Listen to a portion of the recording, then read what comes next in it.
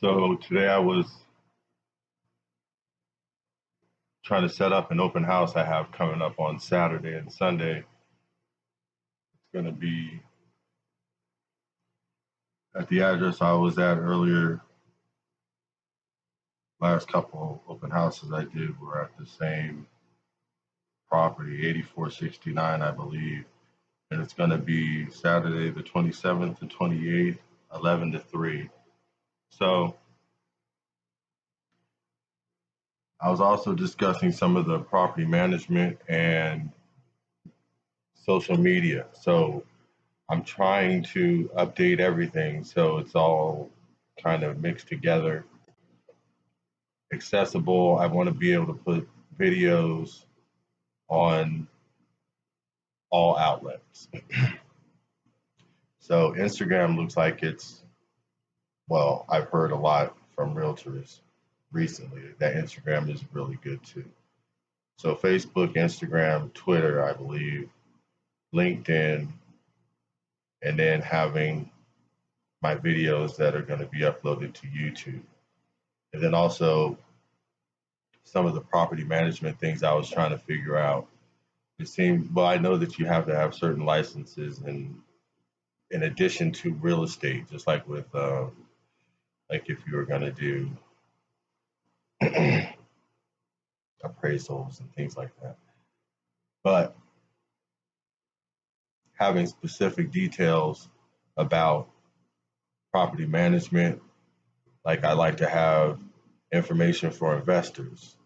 So if it's people that are just looking to have real estate and use that as an investment, you know, they live in a house, they use it, they let the equity build up, and then they just keep going in it like that, using the HELOCs and the refinances to their advantage, knowing how to work that system. That's fine. I mean, people with money can do that, or you can get into property management, where you have renters.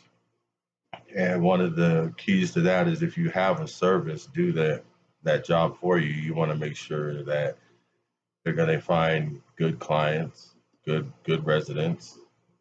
They're going to, you know, people that have no money issues. I mean, if something goes wrong, you're not going to have to consider that the people are tearing your house up. And that's a concern if you're a renter too, because I am renting, and those are concerns that I have because there's things that they should have fixed. There's things that we've had to replace and we're charged for, but they were already broken prior to us. So because their record keeping is, I mean, it's what they say. Um, I've had renters. I've had property managers, Blackbird Realty, for instance, that were really good in the beginning, and especially getting things taken care of that happened to be issues with the house. If there were things that couldn't be fixed, but now it seems like, I mean, I mean, I know carpet is not that big of a deal. Carpet is replaced after every tenant. I would say that the interior will probably be painted as well, or at least touched up where it needed to be. Landscaping is very hard to keep up with. Um, Finding a good landscaper is part of what I'm looking for as well. Someone that is reliable, cheap. One of the ideas that I had with the bank owned properties, now this was because there was inventory. And in a sense, we were responsible to make sure that these properties stay maintained. There's a lot of HOAs out here, Las Vegas, and there was fines, but also you need to get the property. You want the property to look good, so when people did look at it, it looked like it was presentable. So I wanted to put in place a kind of like a group, a union of I would like to say investors that are investing by being involved in the business. So we have a series, but we have over 300 properties. So there's going to be plenty of properties that need to be maintained. Now, the money that needs to be the money that needs to be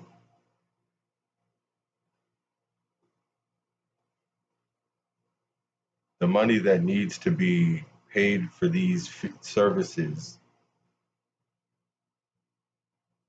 I would want that to come from the sale of properties in the network.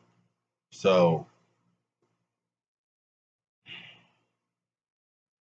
even if I'm initiating it from my first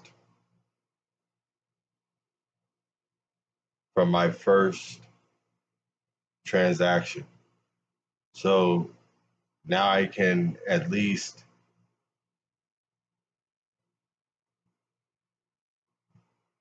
I'm not saying I don't know how I'm trying to figure that out. Now I know I can pay for the landscaping, but I can't put off paying for the landscaping to the landscapers. My records need to show that, but their records need to show that they've been doing these services and getting paid and somehow still getting paid. That's what I mean. If I was on Wall Street, I could just make up money. But I'm in real estate and I'm trying to figure out a way that I can initiate all of these services. I mean, not off of my inventory. If it was my inventory, I could do it. But this is off of an inventory that is, in a sense, being maintained. A lot of these properties weren't being maintained. That's why I even had the idea. But it was only a self-starter because I couldn't figure out how I could integrate the properties that needed attention without management. There's just no way I could do it. So I put that off because I can focus on marketing and I can work on what it's going to take, probably in the tens and hundreds of thousands of dollars, to start generating to make the system I want to have work. And unless I have about 10 properties of my own, to have people that are going to be doing the services, investors in investors in the proceeds of the, it's going to be a portfolio of properties. Um, there will be property management involved because there will be renters. There's going to be multi-unit properties. That's what I want. Some of the other properties I want are going to be like studios, mostly for music, but um,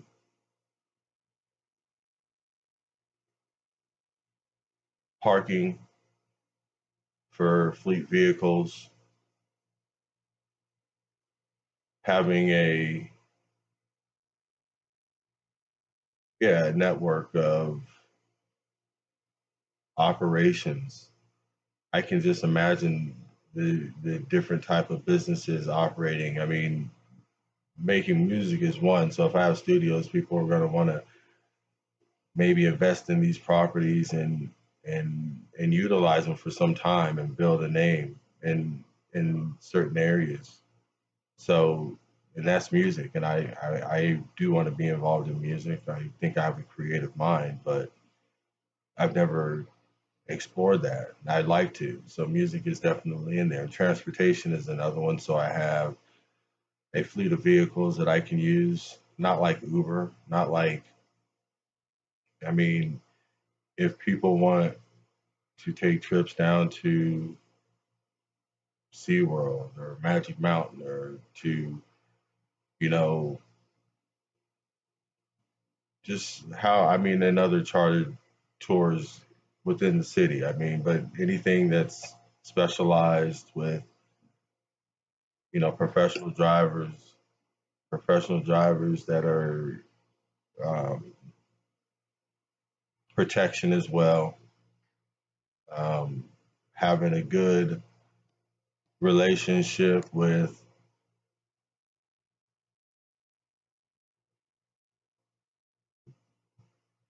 I would say, maybe VIP type services and business partnerships so people can utilize our service even for um, long destination trips. I like that too, having like custom mobile mobile trucks. I seen this one semi. I seen this. It was a semi, but it was modified. The trailer is modified. I don't know how I can't remember how the cab looked, like it was maybe accessible to the back, but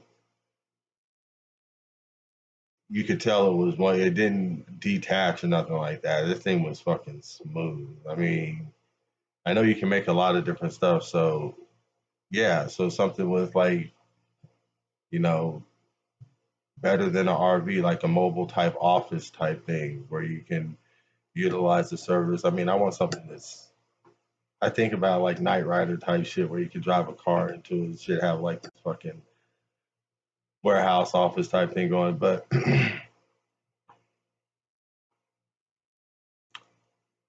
I want to have access. I want people to use me for access. And I want people to use my services for more than just going to the Raider game and purchasing properties or finding out, valuations. I mean, that seems like the easy part of it. The services that I can provide with Berkshire Hathaway are more than real estate. So if I have buyers that I'm trying to work with, and I'm in a situation where I can um, help somebody make more money because the house that they're trying to sell can be used as a rental. I mean, I want them to explore that option so they can make more money out of it, especially if it's something. Look, I've I've had sales relationships where I didn't really understand that I was, you know, like the product wasn't. It was like it had to do with insurance. I don't really like insurance anyway, but the product had so much to do with insurance that I didn't really like study enough about it to know what it was. But I knew if you had money and you could afford it, it was good. I had a tax-free bond fund that actually worked. I put in probably 1,800 and I got out maybe 2,600 maybe, and it was not that long and not that hard to do. So I mean, it worked. It was something that worked. If you have money and you can invest it that way, it works. It's better if you understand it. And when they're talking about 401ks and stuff, I've always heard companies say, "Oh yeah, we'll match and this and that and this and that." And I've had plenty of companies do that, and I've never gotten any money from that stuff. So I've seen people put money in real estate, do some work, sell it again, and get you know 70,000 quick. Now I hear that flipping isn't that popular like that, but I know yeah, there's people out there they're finding these properties, distressed properties that they can put some money into. Bang, it's gonna make them return right away because of the condition. That's a good investment, an excellent investment. You should be out there looking for those at all times. At all times, as fucked up as possible, you should be trying to find those properties, and then put a renter in them right away. So, if you're good with dealing with the people who are Section 8, I know people that are just like, "Nah, I don't even want to do that because I might get Section 8." I'm like, look, man, you can you can eliminate Section 8 from the whole situation. You don't have to. So there's that part of it. And then trying to make sure that people understand that there's just so many real estate options. Okay, you don't want to deal with the hassle of uh, exposing yourself for another stranger in your house that you have to act like you're a good guy around. This guy, you should be focused on this guy is going to try to make you as much money as possible. Yeah, he wants to make his money. Okay, 6, 7%. I mean, that doesn't seem. I remember hearing 9%. I mean, I've heard craziness. So I I wish I understood that a little bit better. I know that that's like it's not a negotiation like with the company telling us. So when we get there, we're just trying to tell you, look, we want you to list your house right here so we can sell it as quick as possible. If we sell it as quick as possible, based on this net sheet, you're gonna make 88,000. You're gonna walk away with 88,000. So let's try to do that. That's a good chunk of money. I mean, even if you didn't make that right off the bat, even if you had to put in a little bit more, you can get 88. You can get something. You can, yeah. I mean, now you're building. Okay, now you can use this established history right here for your next one, and then you can probably find something in a little bit better situation right now. The market's a little bit better. Turn this 88,000 to yeah, you're doing good. You're making good money. I mean, you have plenty in the bank. You know what I'm saying? You can use this money to just for the next house. Yeah, you can get something bigger than this with 88,000. Hell yeah.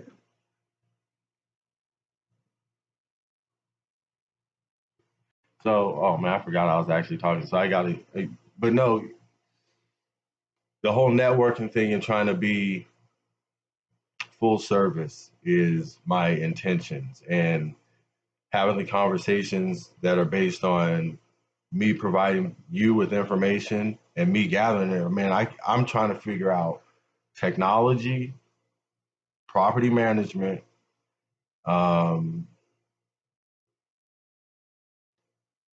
mostly technology.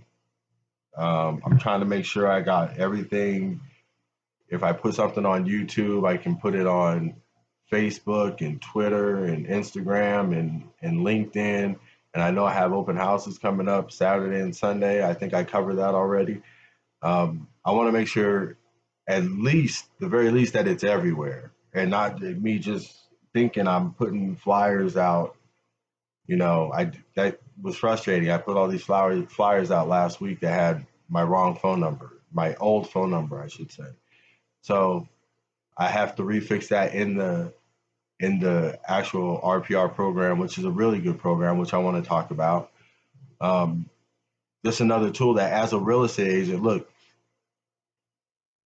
I know people pick up those renters guides. People pick up those renters guide, rental, the magazines. I mean, I don't really know if any of that stuff is a paper. I see all the stands still, and I see like City Vibes and all these magazines. Um, but I mean, I have a couple magazines. I got like these right here. But I see I see publications out there, and I know people are interested. So if they get online and they check out some of these tools that realtors have, we're looking at over by Nellis Air Base, and if they check out some of these tools, they will be interested. It's like if they're just approached, it's like, okay, yeah, I don't want somebody else telling me what I should be doing. Look, you should just at least want this information. If you're living here, if you're renting here, look, this is okay, you're working hard. Okay, you're working hard.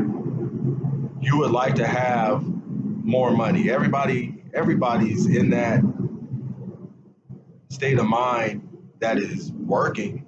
Like if you have a 9 to 5 job, look, this is another part that you can put in place that's going to help you keep money, make more money. Okay, so if let's say you want to downsize, you're thinking about downsizing, well, you're going to need an agent for that. Or if you're renting here and you think, oh, I want to move closer to my so and so school, or you know, the person you're going to get the information that's going to help you the quickest is a real estate agent. So you utilize all that stuff, even if it's something that's like I say, once you get automated, you can. I have my site. You can go on and then you can set up your own profile, and it's good. So I actually have an app. I'm gonna learn how to integrate that into my, my my video here. But I just want to wrap it up. Like I said, this is actually it's. I want to say it's day two because I'm starting this marketing campaign where I'm actually making this switch into like a prospecting type of personality. I got out of this whole being approachable, just being away from people and not trying to start conversations because they might go. But now I have a conversation. Okay, I got a real estate conversation. Even if it starts going anywhere else, I can direct it. Look, let's talk business. Okay, we can both benefit from this. I can help you in real estate. Maybe you can help me in real estate. Maybe you can help me. I mean, I know I talk to agents too. Those agents have good ideas. Sometimes it's two people with a good idea that make something happen. So sometimes it's three or four, but that's how it happens. I mean, you get together, you have conversations, you're talking about stuff that's real, things that can really happen. Like the Raiders are coming. They got all these nice new houses coming up. I haven't really seen too many new towers, but Panorama's nice. I wouldn't mind being up in there. I wouldn't. I mean, there's some nice stuff out here. So yeah, it's time to get excited. Oh, I got to drive by the stadium, and that's going to be my next video. I hope, or maybe I'll do that later today. But maybe I can post it. Joe Rogan ain't putting nothing up later.